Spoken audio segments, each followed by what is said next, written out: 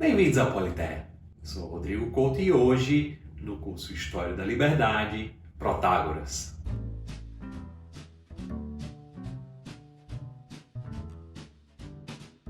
O diálogo Protágoras, escrito como outros no primeiro momento de Platão, possui ainda muita influência do mestre do filósofo, ou seja, Sócrates, que é um personagem que está no diálogo. Lembrem, os diálogos socráticos não foram escritos por Sócrates, foram escritos por Platão.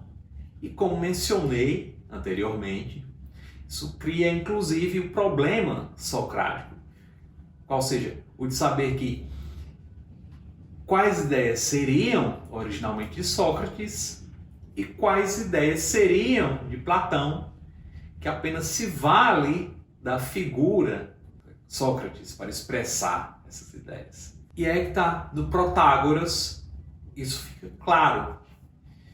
É difícil dizer se as ideias são especificamente de Sócrates ou platônicas. Mas é possível dizer o quê? Que temos uma psicologia, já vamos apresentar, que ela é socrática, e que ela foi assumida por Platão até uma fase posterior dos seus escritos, chamada de fase intermediária. Vamos ver que psicologia é essa, mas não sem antes ver o contexto do diálogo. Como outros diálogos, o Protágoras ele tem título dado por um dos personagens, um dos participantes, que era o sofista Protágoras. Quem era Protágoras? Protágoras era nativo de Abdera, na Trácia, ele não era ateniense. E ele era, como falei, um dos sofistas. Eles eram professores pagos que ficavam indo de cidade em cidade e ensinavam uma espécie de excelência aos filhos da aristocracia das cidades gregas. O que é essa excelência? Bem, os gregos gostavam de falar na excelência de muitas coisas e seres. Então, os gregos podiam falar na excelência de uma espada, a excelência de um cavalo, a excelência de um barco, a excelência de um ser humano. E eles podiam, entre os seres humanos, falar a excelência de um poeta, a excelência de um guerreiro, etc. Vamos já ver como entra a excelência aqui no diálogo Protágoras. Como é que ela é definida e que excelência surge no diálogo Protágoras. Então vamos ao contexto. Mais uma vez, o cenário é Atenas. E Sócrates dormia e um amigo jovem do Sócrates vai até lá e o desperta. Ele vai realmente incomodar o filósofo e pede que ele o apresente a Protágoras, que está na casa de um amigo em comum, Cálias. Sócrates concorda e decide acompanhar o amigo até o local, até a casa de Cálias. Aqui eu vou parar para fazer uma observação. O Protágoras não é um diálogo fácil. Não é porque o conteúdo seja de difícil acesso, mas porque a forma dificulta a leitura. Ele tem digressões e ele tem pausas causadas por desentendimentos sobre como conduzir a conversa. Desentendimentos entre Sócrates e Protágoras. Mas vamos então focar aqui no principal curso da argumentação e ver o que é relevante aqui para o nosso vídeo. Bem, o que é que ocorre? O Sócrates vai à casa de Cálias e pergunta a Protágoras que espécie de excelência é essa que ele ensina aos seus pupilos, aos seus alunos. Eles pagam para receber o que, Protágoras? Bem, Protágoras fala que eles vão a cada dia desenvolver o potencial deles na arte da política. Palavras de Sócrates, a arte da política é algo que Sócrates identifica e o que é que Protágoras diz especificamente. Eles vão aprender a deliberação competente sobre questões domésticas, ou seja, a administração dos bens e, mais importante, eles vão se tornar competentes para a oratória política e para a ação política. Eu vou desenvolver o potencial deles ao máximo para essa oratória e para a ação política. Pois bem, Sócrates responde com a ideia de que, bem, Protágoras, isso não pode ser ensinado. Porque aqui em Atenas, veja só, quando nós temos uma assembleia deliberativa e precisamos da opinião de uma autoridade, por exemplo, em carpintaria, construção de navios, metalurgia, nós não damos ouvidos a quaisquer outros, senão os que possuem essas técnicas, essas habilidades técnicas, o conhecimento técnico, ou seja, vamos às autoridades. Mas, quando as assembleias estão a debater questões políticas, todos os atenienses podem se manifestar, os cidadãos de Atenas podem se manifestar. Então, essa arte não pode ser ensinada. Ela é algo que, se ensinada, ela limitaria a participação das pessoas aqui nessa democracia. É um grupo muito pequeno. Essa é a implicação da fala de Sócrates. E isso coloca Protágoras numa situação muito difícil. Caso Protágoras negue a possibilidade de ensinar essa arte, ele está a negar o próprio ganha-pão dele, o próprio modo de vida que ele tem. Caso ele diga que sim, ela pode ser ensinada, como é que fica a participação política em Atenas, que então era uma democracia? Então, Protágoras precisa de uma resposta que, satisfaça a ideia dele de que essa arte cívica, essa arte política pode ser ensinada e, ao mesmo tempo, não limite essa arte política, não restrinja essa arte política a um grupo muito pequeno de pessoas. É isso que ele vai tentar fazer. Ele faz isso, pede permissão para fazer isso através de uma narrativa. Ele se vale dos mitos da Grécia. Claro, a versão dele dos mitos da Grécia, como uma espécie de parábola.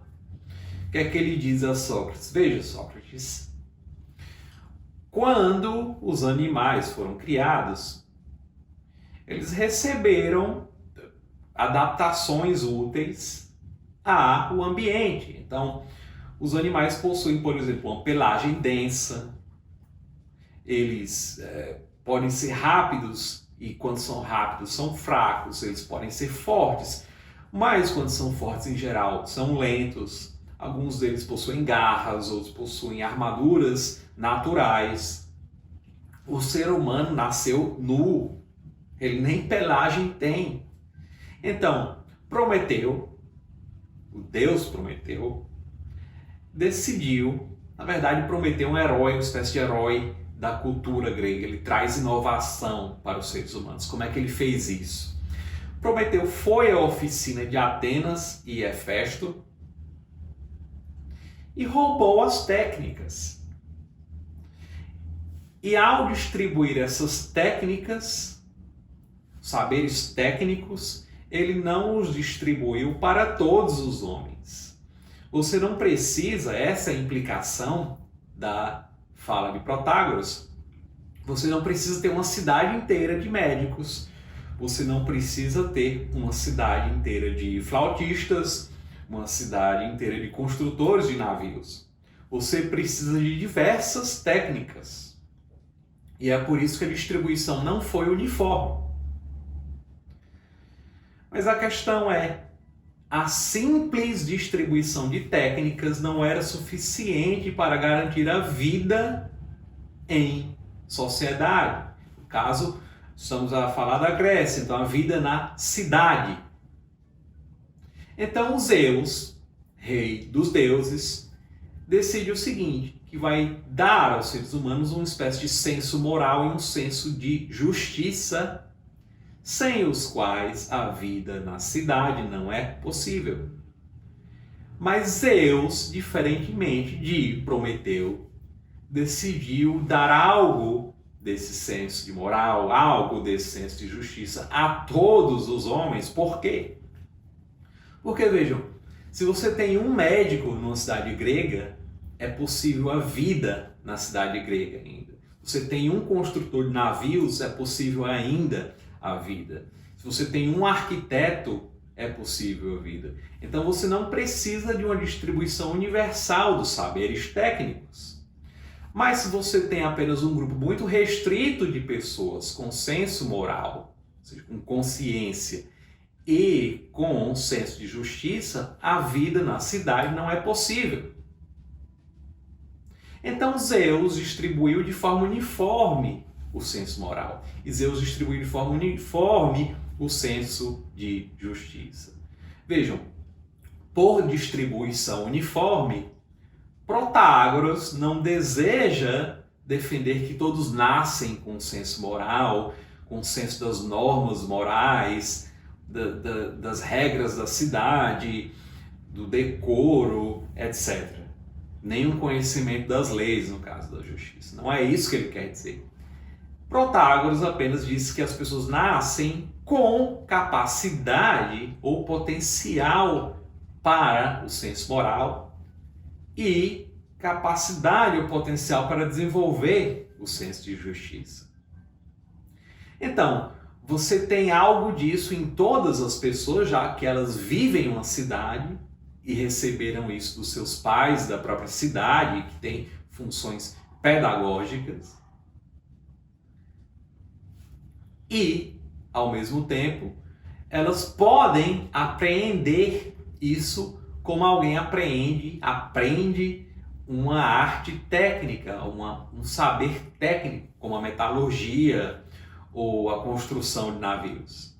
Então você vai ter na cidade pessoas que elevam essa competência, ou seja, que adquirem excelência nessas artes cívicas, nessa arte cívica, e pessoas que possuem em menor grau essa arte cívica. Todos, em Atenas, podem participar da vida política da cidade.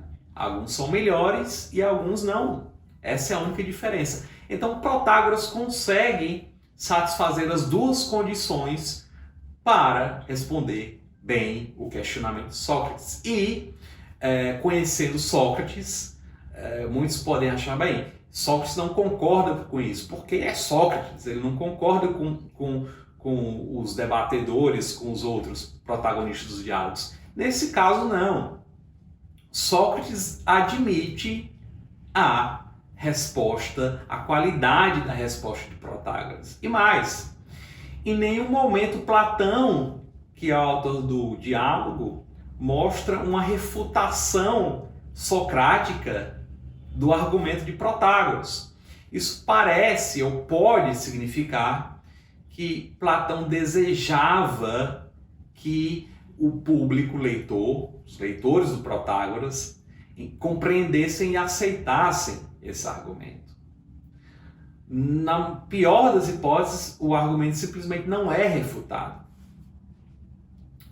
Bem, além disso, o que é que Sócrates faz? O que é que ele coloca nesse diálogo? Sócrates vai ter discordâncias, mas são discordâncias menores, pontuais e muito mais relacionadas à terminologia. Por exemplo, ele e Protágoras concordam que a virtude está dividida, por exemplo, em coragem, piedade, autodomínio, autocontrole, etc. Eles concordam sobre as partes da virtude.